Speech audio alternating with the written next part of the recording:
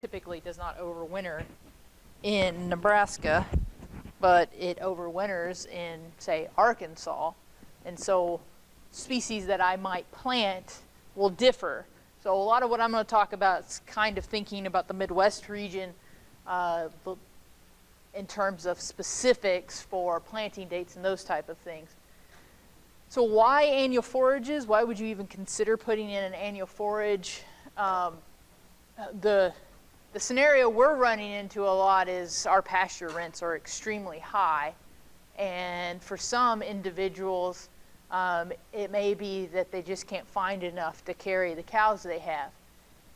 So given the low grain prices, some people are actually moving some cropland into forage production and doing annual forage systems.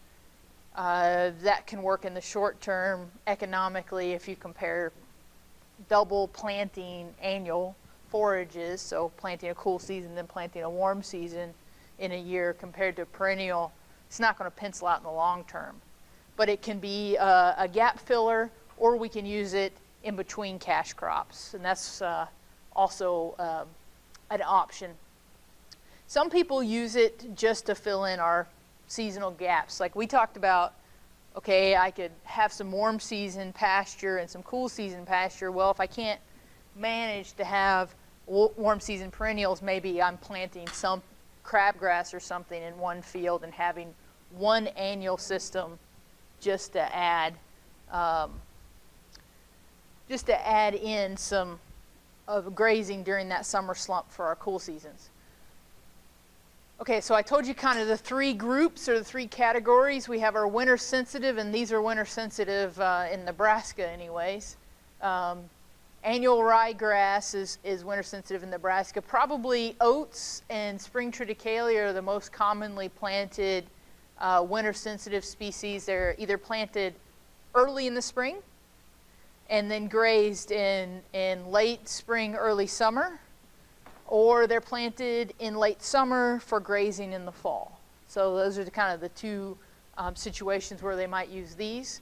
Winter hardy species would be planted in the fall. Some of you would recognize these, and then they would be mainly grazed in the spring.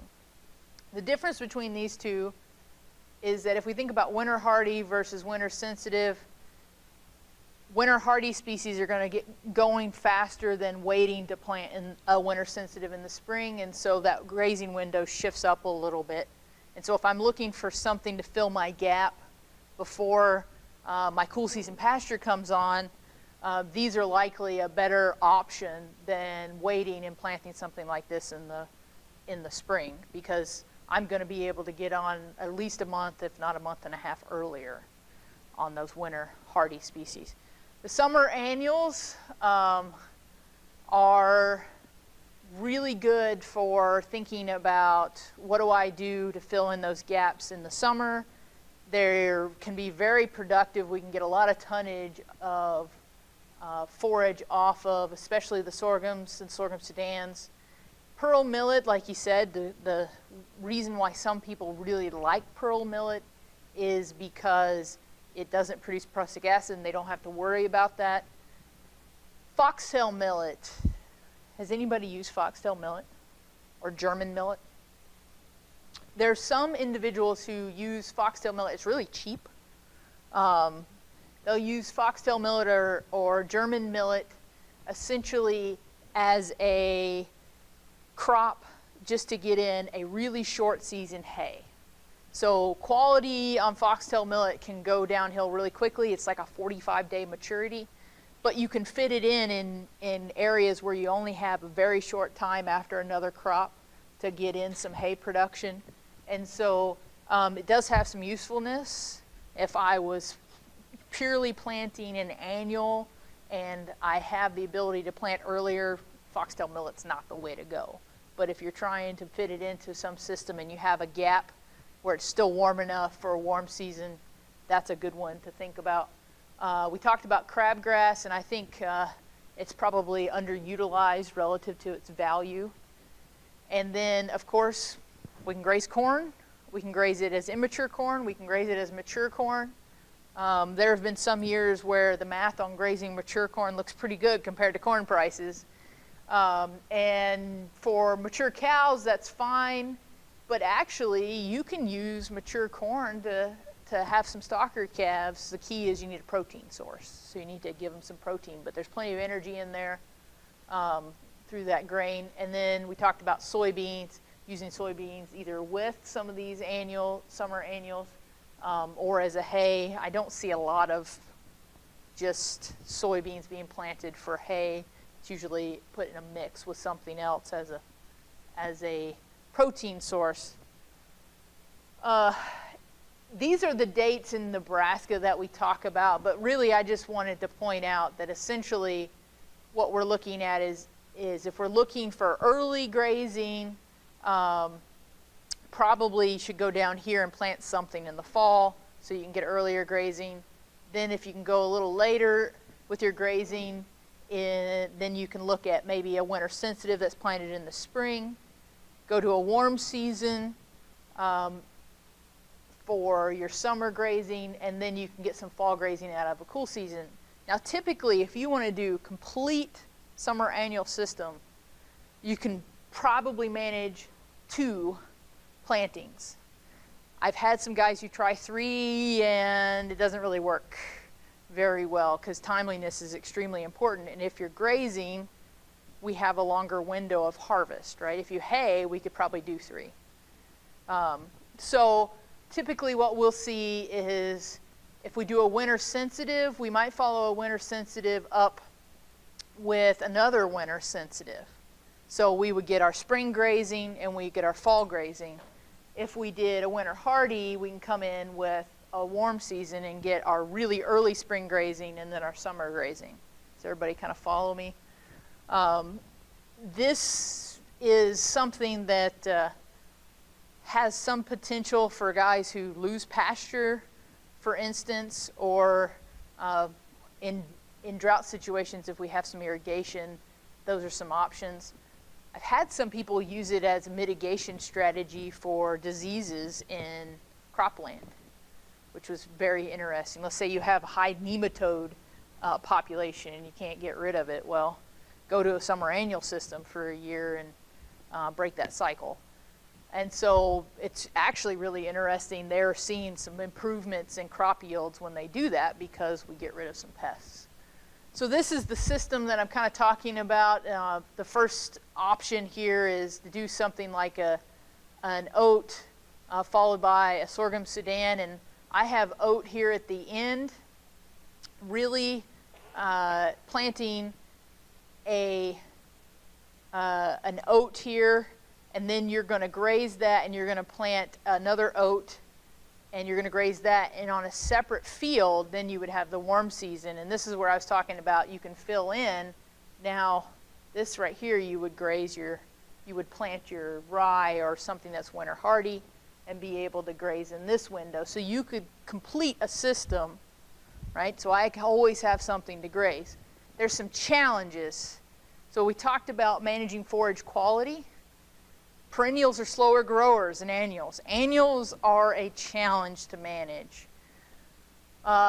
This is the other option here I was talking about. This particular system is what I've seen most people use. It's a combination of the 4 plantings, and it gets pretty costly. So I have here, this was $36 to $53 an AUM. Anybody know? Yeah. Okay, so animal unit, that's a good question. So animal unit month is essentially if you'd have a 1,000-pound animal for 30 days, how much it would cost to feed that animal. So it's not quite a cow a month. Some people use it that way, but how many cows nowadays are 1,000 pounds? So typically, if you really want to think about it, you need to multiply that by 1.2 or 1.3 to get to a cow per month. Its cost. Right now, our pasture costs are about there, so it's okay, but it's not cheap. So message here is it's something that can fit into a system, and I think it's better as filling a gap than it is to make a complete system. Okay, we were talking about grazing and amazing grazing, right? grazing is not nearly as efficient as hay, right? We're going to have more wastage, but we also don't have as much costs. When we get to annuals, there's a challenge with grazing, and that is, especially warm seasons, it is very easy to have substantial wastage with warm season annuals because it's very easy for it to get away from you, and they will knock over that mature forage and waste a lot of it. We typically suggest, even with good grazing management, that you're not going to get much above 40% waste. I mean, you can't, or below 40% waste. You always need to calculate in about 40%. Well, with the cool seasons, we can get that down quite a bit with good grazing management. So appropriate stage or height for grazing. Now we're looking at a situation where we're not really worried about keeping that plant alive long term, right? But we are wanting it to regrow in many situations to be able to regraze. And we want to manage quality. So for small cereals, we talk about 6 to 8 inches. So that's those winter sensitive cool season species we're talking about: oats, barley, spring triticale, or our winter hardy ones like rye, cereal rye, winter triticale. 6 to 8 inches is the target height. I told you it's really hard to keep up with it. Whatever you think, how many ever animals you think you need to put on there, double it. I made a huge mistake the first time I tried to graze any small cereal grains that were in the spring in particular. They get away from you very, very quickly. And I started grazing at 6 inches, and I very quickly had way too much forage, and it got very mature on me. The same thing can happen with our sorghum Sudan and our Sudan grasses, but what did we talk about with those species and the problem with starting too early with grazing? Prussic acid, right? So we want to target, he said even 2 foot on sorghum Sudan. 1.5 is probably fine on Sudan grass. I actually like Sudan grass better than sorghum Sudan for grazing, and mainly because it does a little better with regrowth than sorghum Sudan. For haying, there is no comparison. Sorghum Sudan is always going to be the out yielder. But that's just, I think there's some challenges with Sudan grass in terms of its yields. It doesn't yield nearly as well as sorghum Sudan does. Simple rotations are very, very useful in annuals. So making sure that that you allow that plant to regrow if you want it to regrow. It's useful to have a rotation and not have the same thing happen that we talked about with our perennials. Selective grazing, some stuff getting mature, other stuff being grazed to the ground. Here's the really interesting part about the annual grasses though. They're super quick to regrow. So the rotation that you're going to have on them is going to be much faster than if you're used to grazing perennials. And in fact, they also tend to come back a little better from what I would call overgrazing. I have been shocked. Sometimes I think I killed something and I was going to get them off on Friday, and Sunday comes around and I still didn't have them off, and on Monday it looks like there's dirt. Don't recommend it, but a lot of those small cereals will come back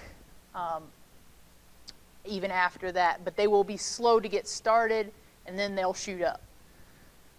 Production risk with annual forages is huge. Any annuals, right? It makes sense. You don't have established root system. You have to have the right conditions in the soil for that plant to get established. So you put a seed in the ground, it's got to have the moisture there. It's got to have the fertility, and if it doesn't, you're not going to be very productive. Moisture is usually the biggest challenge, having moisture at the right time for these annual forages. He talked about even having hay stockpile for your system.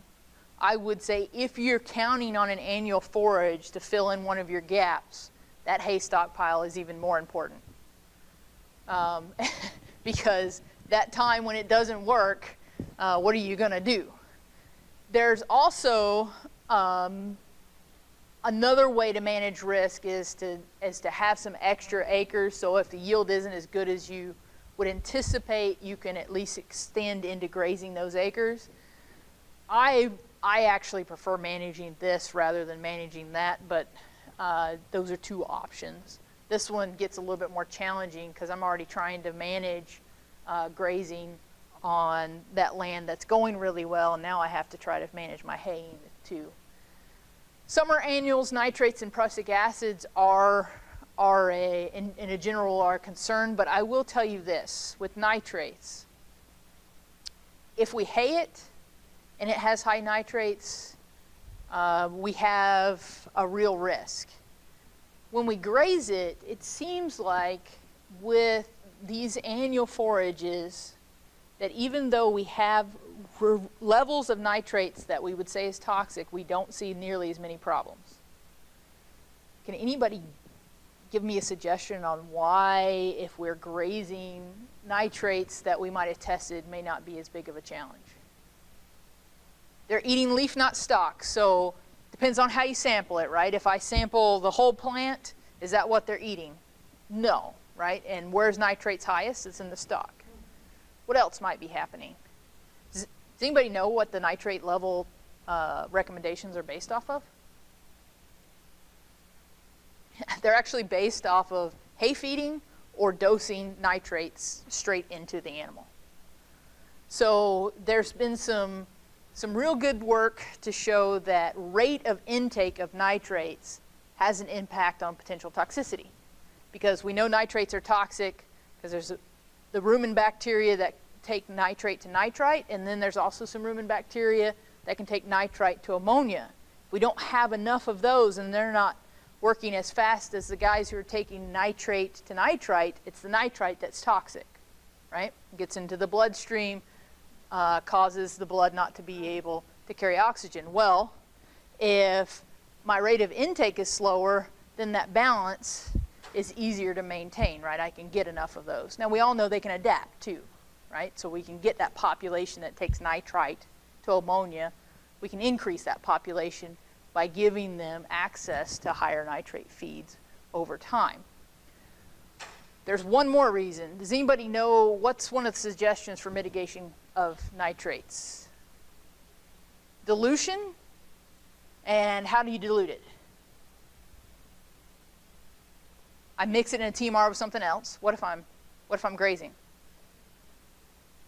Feed them hay before you go out. Why would you suggest feeding hay before you go out? Then they're not empty, which will affect rate of intake, right? So that's a very good suggestion, and we should do that. There's one more.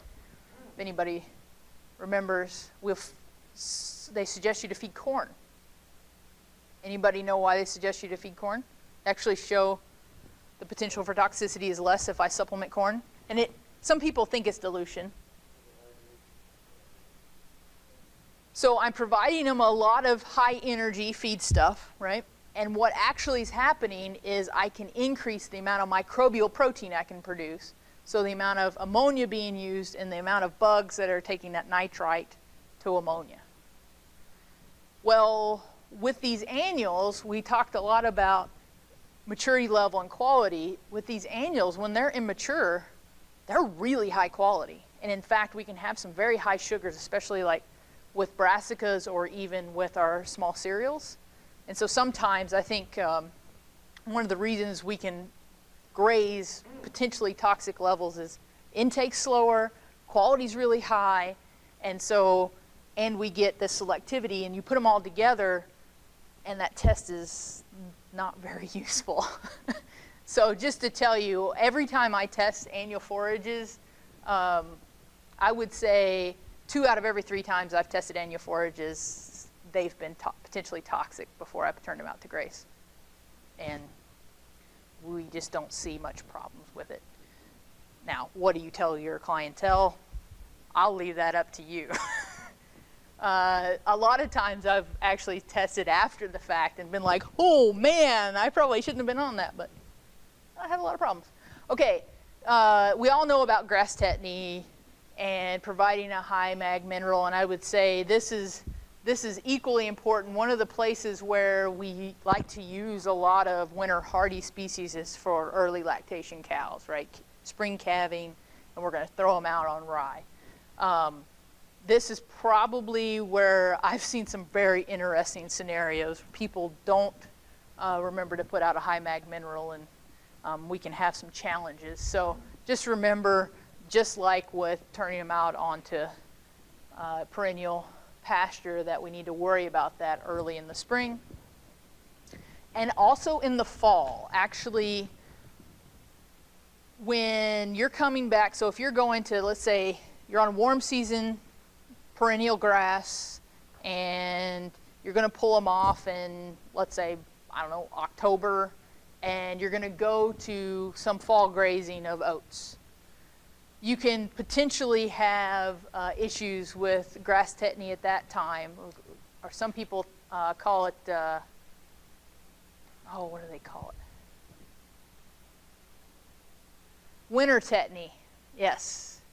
And that's, I've seen 2 cases of that since I've been here, where they came off of range and then went on to something that was really lush and had some challenges. Quality management with annual forages. It grows real fast, and so there's a couple things we can do, and one, particularly with the warm season annuals that I've seen successful, has been essentially staggered plantings. And so instead of having all that forage that you're growing all be available and ready to graze at the same time, I'm going to go plant part of it, and about 10 days later I'm going to plant the next part. So essentially, like he was talking about, setting up your spring pastures by grazing a little earlier on the first one, so you got some staggered growth as you go. Well, that's essentially what we're doing with staggering the plantings.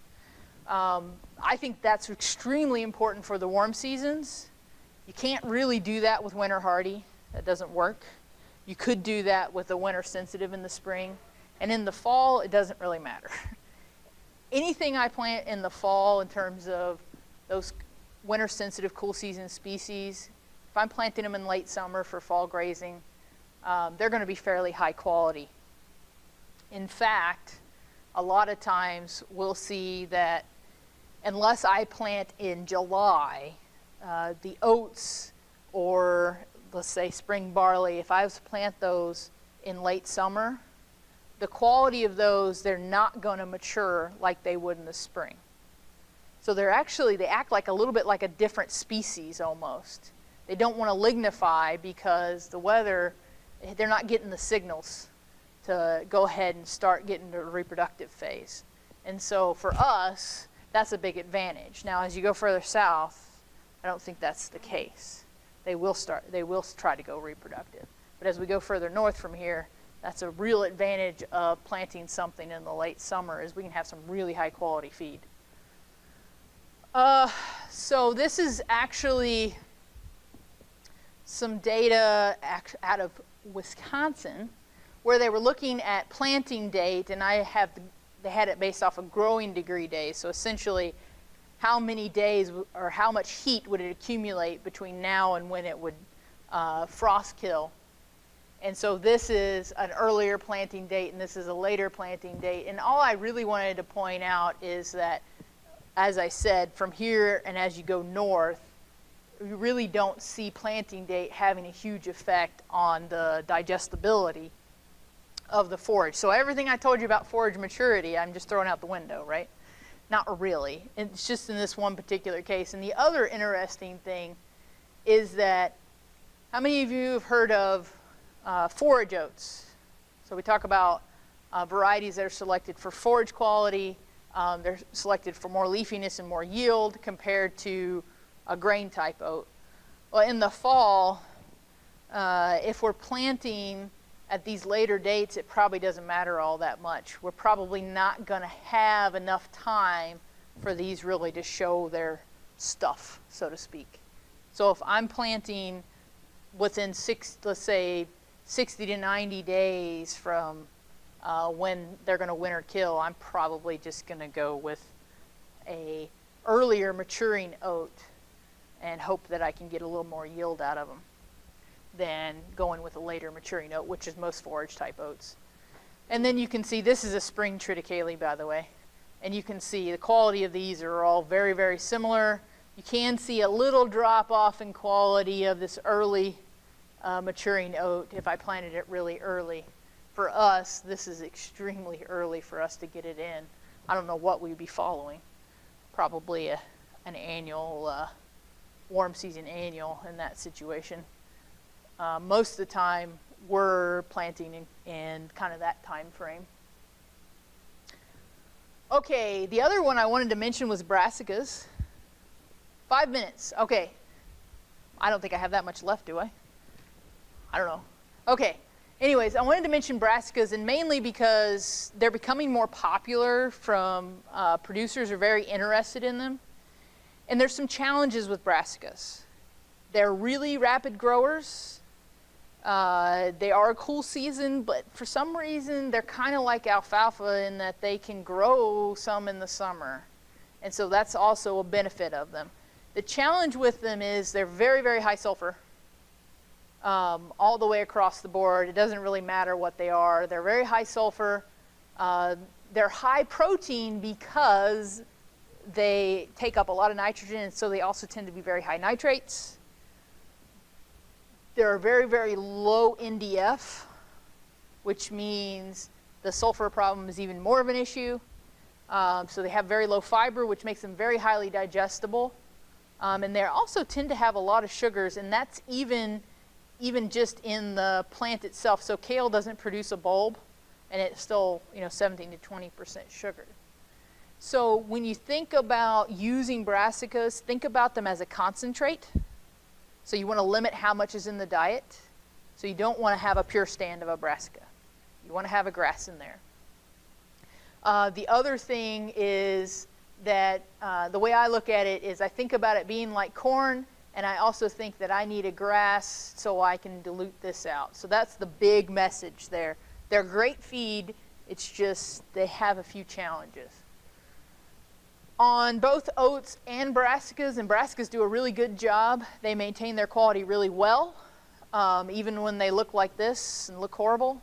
So this is in early December. Even in early January, we really didn't see a drop-off in quality. So we can maintain quite a bit of the digestibility, so we can stockpile it and graze it in the winter. And usually with grazing starting in mid-November, I can get between 2 pounds and 1.5 pounds a day. Now, why the big difference? It's not really quality. Actually, if we looked at the quality of these different forages that I have in here, I couldn't really predict how they were going to perform. It was all about weather. If I had a lot of precipitation events like I did in this year, this is the same year actually, it really knocked off performance. And I had the same thing in the dry lot. They gained about 1 pound a day less. So did want to show you one of the things that we have an advantage is the ability to do some managed grazing using a pivot fence, and you can really increase the amount of it's like strip grazing, right? Move the pivot a little bit each day, you give them access to a little bit new forage. For fall grazing, that works really nicely because I don't have to worry about back fencing anyways because it's not regrowing, and so I can use that to really get good grazing efficiency. And I'll tell you, when we don't do use the pivot fence, when we just give free access to that fall forage, we get about 1.4 AUMs per acre versus 4. So it's huge. Now in this particular situation, these were dry cows. This is really high quality forage, so we were limit feeding them. We weren't giving them access to everything they wanted to eat. One more comment, if I want early spring grazing, go with the winter varieties. If I have the opportunity to plant earlier, like in late summer, maybe you plant a mixture of the two and get some fall growth, graze that, but you also have something that's going to come back for the spring. And there's some people who've been doing that. Essentially, they'll plant oats mixed with, say, something like cereal rye, and then you get both seasons of grazing with one planting. There's some challenges with that, and one is that you have to make sure your timing of grazing isn't such that you kill out the rye, which we have done. Wanted to just make the point again, stage of harvest impacts yield, and it's particularly dramatic when we talk about annual forages, but it also has huge impacts on digestibility and crude protein content. So again, annual forages, it's just kind of, it's magnified in terms of the changes. Okay, last thing, if you're really interested in using annual forages in a system, go to our beef website, and we actually have some documents on how to set it up and some things to consider, like the staggered planting, what species you might consider for which situations, those type of things. I got my 5 minutes, look at that.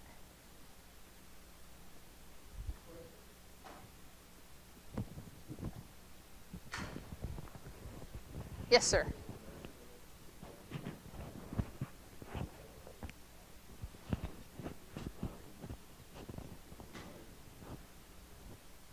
So the question was, is there a benefit of just having a cover crop from the soil standpoint? And indeed, one of the major benefits we see is reduced erosion, like on soybean ground or corn silage ground.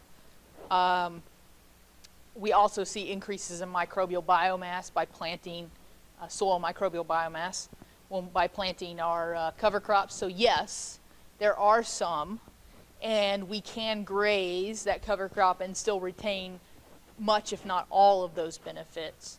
And so that's actually what I do. That's where I work most of the time, is using cover crops for forage and that balance between the two.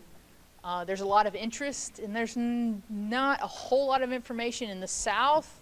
Out of Georgia, there's some really good data on looking at what was the impact of having the cattle grazing the cover crop. And they've really shown that there's not really a lot of negative impacts other than some surface compaction, but it ameliorates over time, i.e., if I measure in May, when I grazed in April, I will see that that ground is a little bit compacted, but then by June, I can't pick up a difference anymore because you get a little freeze-thaw action, you get a little wet-dry action, it goes away. Roots, all of those things.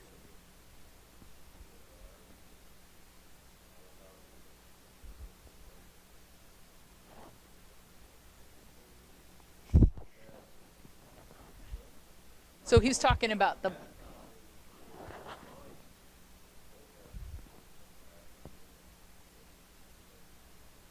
root mass. Yeah, there's definitely something to that. I would also say no-till systems where you have some soil structure, it holds up a lot better than if I have a tilled system. I have seen some pretty pugged up areas where it was a till system because it just doesn't have, even with a good stand, just because that soil wasn't able to hold them up when it got wet. And so there's definitely some challenges, but there's a lot of opportunities as well. Okay, we're up for Chris. Oh, for a break. That's why he was worried. He didn't want to take your break.